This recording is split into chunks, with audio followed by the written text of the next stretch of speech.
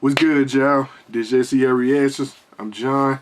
About to go ahead and get into the requested video titled Crash versus Spyro. Y'all know the routine. The original link in the description box.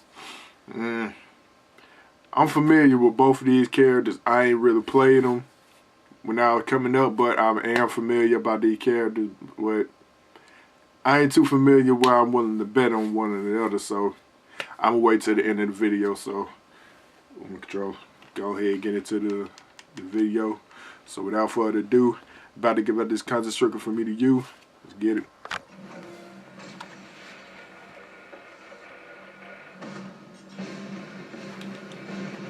The early 1990s played host to one of the biggest battlegrounds the world had ever seen, the console wars. Nintendo and Sega's mascots were locked in a merciless duel over the gaming throne. But when the smoke cleared, a surprise third challenger was rising to the top. The Sony PlayStation. And it didn't have just one mascot, it had two. Crash Bandicoot, the mutated marsupial from Down Under. And Spyro the Dragon, the powerful purple hero of the Dragon realm. If I was to go off the back, I'll say I'll bet on it's our job Spyro. to analyze their weapons, armor, and skills to find out who would win a death battle. Listen, I admire another brilliant doctor of science as much as the next guy, especially those with grand plans to take over the world. But I'm not sure Dr. Neo-Cortex makes the cut. Why not? He's an evil genius who made a mutant Aussie army of animals to take over the world.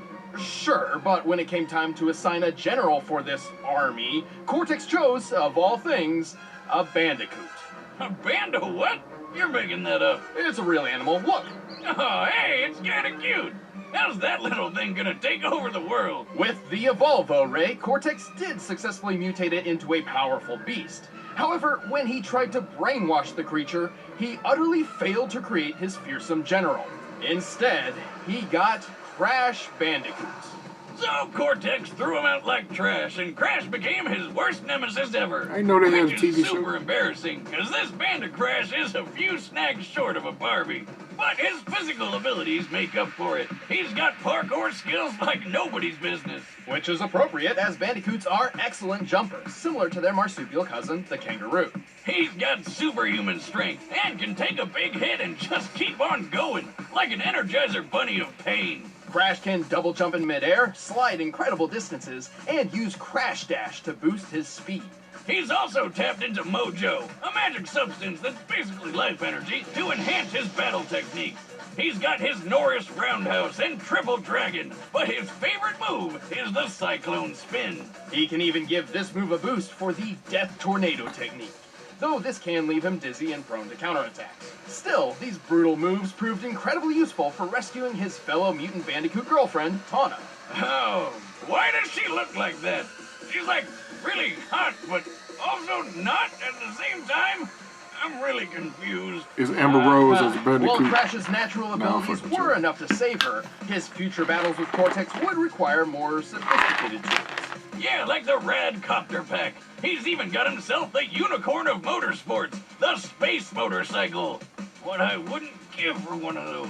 To increase his firepower, he carries a special bazooka that uses a naturally occurring and easily attainable form of ammunition, Wumpa fruit.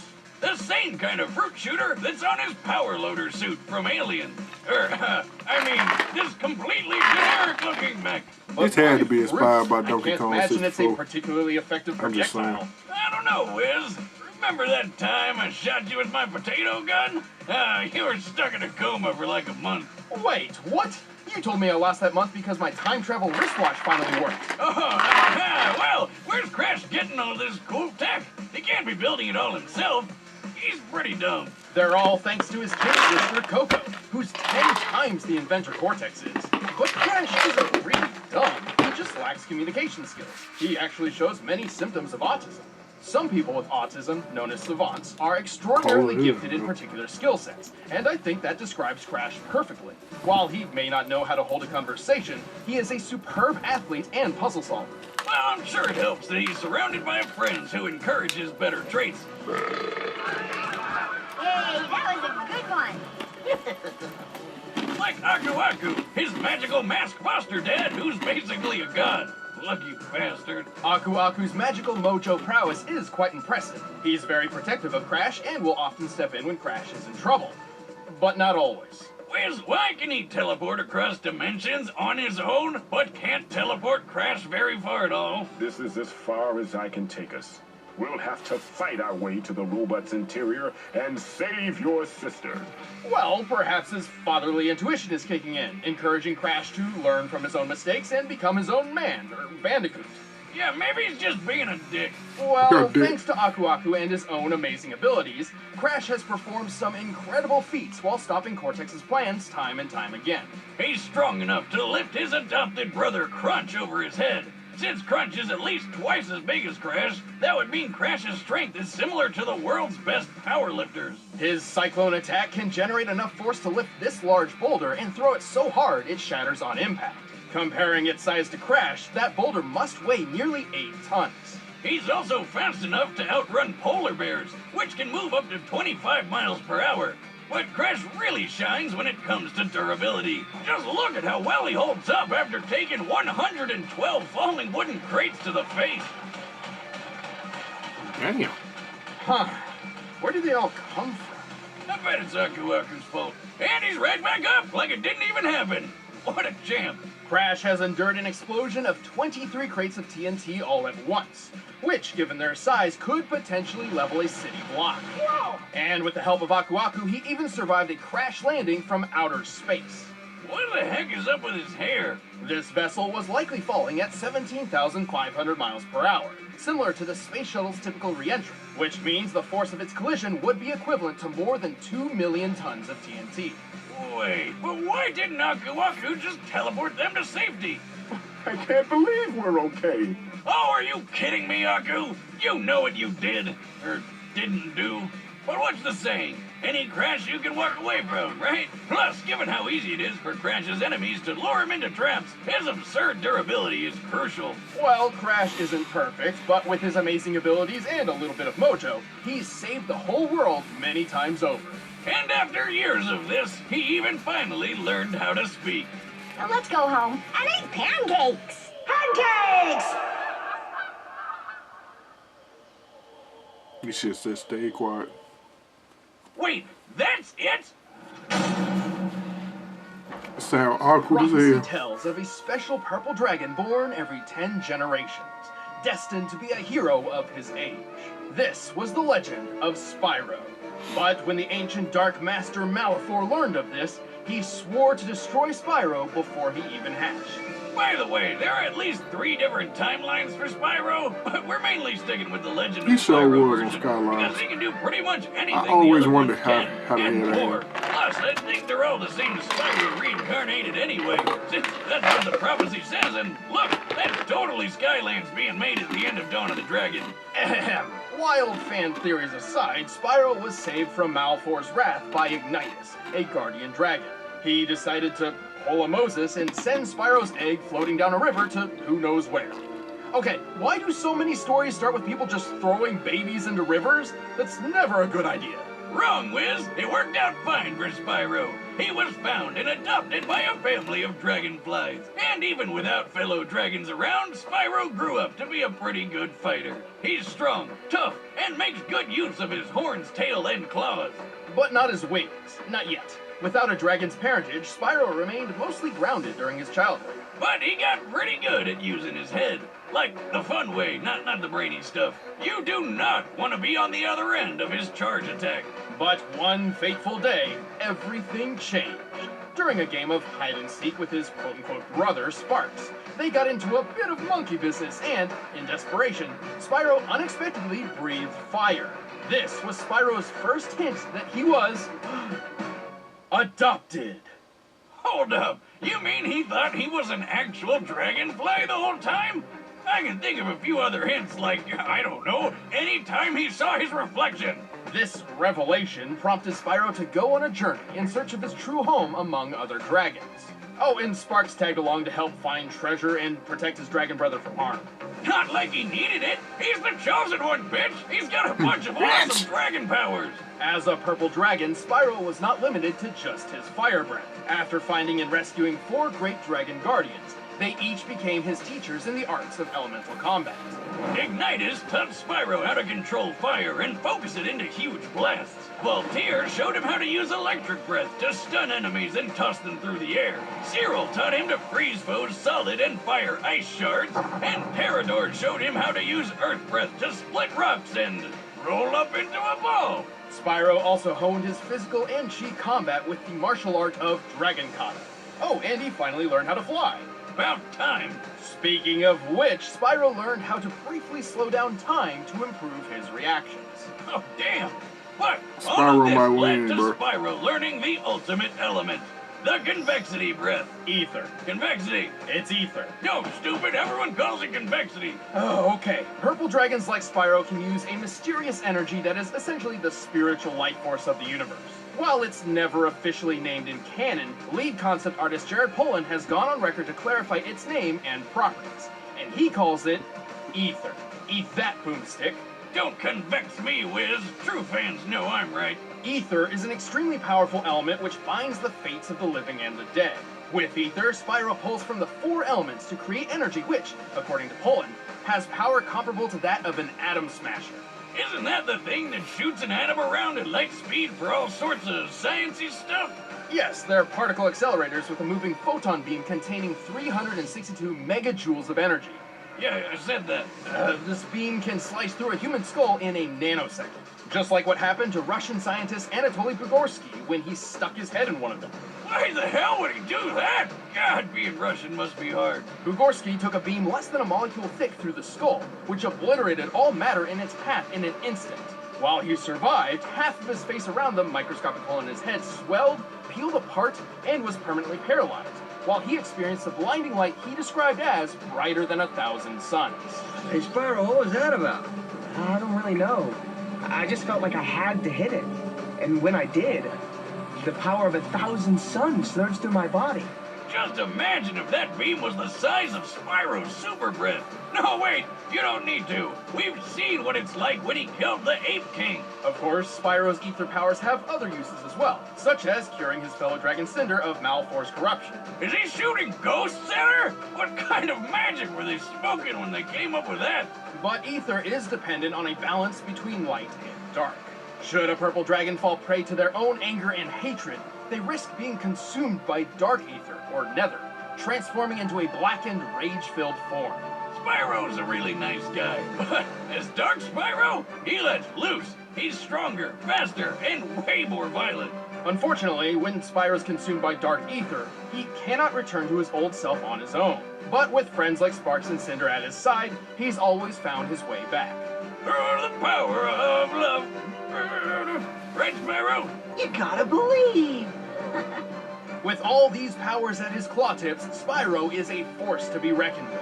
He's pretty quick, outracing biplanes that can fly over 159 miles per hour. I think I'm gonna He's give it pushed to a gold Spyro, bro. statue about twice his size, and he's pretty tough, claiming his I'll be skills are damned if I be impenetrable. wrong about this. So I'm electricity-proof too? I knew my scales were impenetrable, but now this? A bold claim, but let's look at the facts. Spyro once took a punch from this massive magma golem, which then lost its arm and replaced it with a cathedral tower. This cathedral is very similar in size to St. Stephen's Basilica, a Roman Catholic church in Budapest, Hungary. By taking the height, length, and depth of the basilica and adjusting for empty space, we can estimate the arm's mass to weigh over 400,000 tons. Assuming a low-end punching speed of 15 miles per hour, that of the average humans, the golem must have hit with at least 1.9 million tons of force.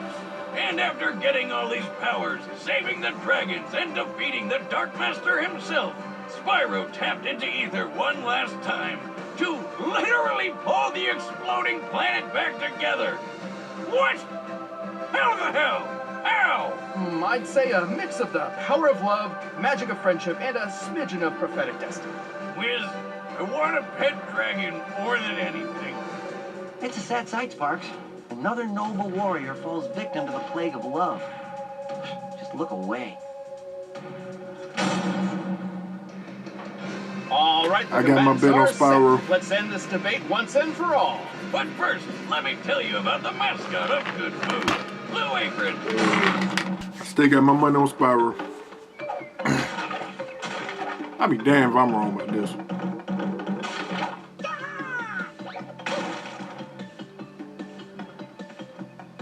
I got better graphics for this one, I see. Weird. What are you doing?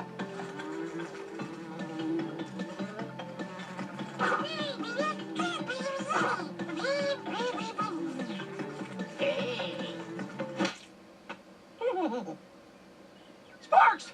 No!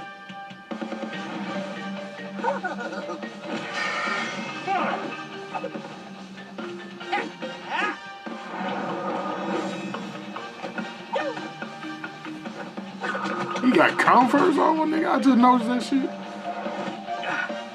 All right. You asked for it.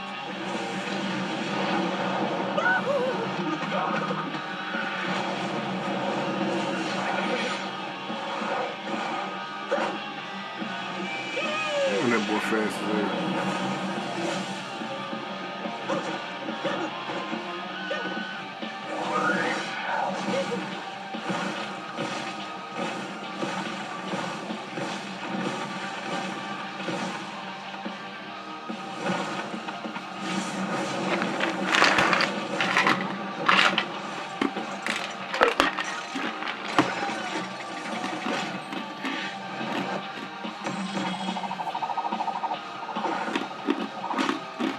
Wait a sec. Was that a fruit?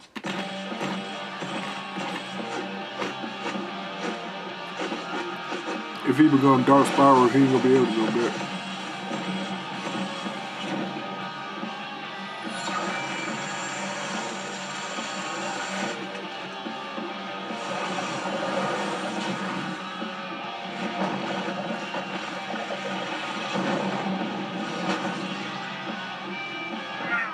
Woohoo! Stay right.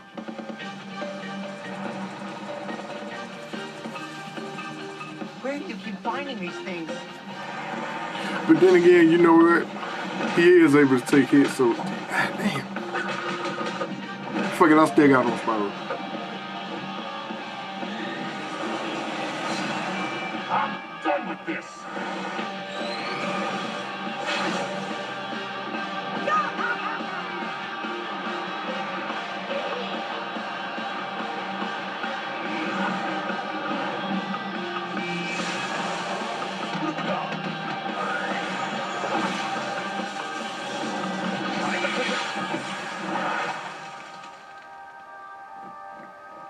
I knew that nigga. Nobody messes with me, pal. Oh, that was it? Oh, I got the right bet. I knew it, bro. Spyro had plenty Always of bet on obvious mental advantages. His speedy flight let him control the pace of the battle, and his elemental arsenal gave him a much wider variety of attacks than Crash had ever seen in a one-on-one fight. Even with his extraordinary puzzle-solving skills, Crash was simply overwhelmed. But surprisingly, this wasn't nearly as one-sided as it looked on paper. With the strength to throw an 8-ton boulder, Crash was actually stronger than Spyro, and both of them had survived impacts worth around 2 million tons of force. How convenient! It's almost like they planned this all along. To be fair, we did have to lowball Spyro's durability against the Golem's punch. However, both of them had shown durability, which far exceeded much of their attack capability. So even with his gadgets, Crash really didn't have a good way to hurt Spyro very much. But the funny thing is, Spyro didn't have many attacks that could firmly hurt Crash either. They were both just too tough. Well, until Spyro used the Ether Breath, which could literally break matter apart at an atomic level. Not even Aku Aku could save Crash from a beam that intense. I guess Crash just couldn't spin this one. The winner is Spyro the Dragon. Spyro, yeah. I got the right bet, bitch. Alright, y'all, now my reaction to Crash vs. Spyro death battle. I told y'all ass Spyro's gonna win. Shit, I ain't gonna be taking L's forever. Alright, y'all. Y'all let me know in the comment section who y'all had y'all money on. Also, whatever y'all want me to react to, let me know in the comment section below. Also, last but not least, if y'all like this reaction, like, comment, subscribe, all that good stuff. Let your boy know. Till next time. Peace.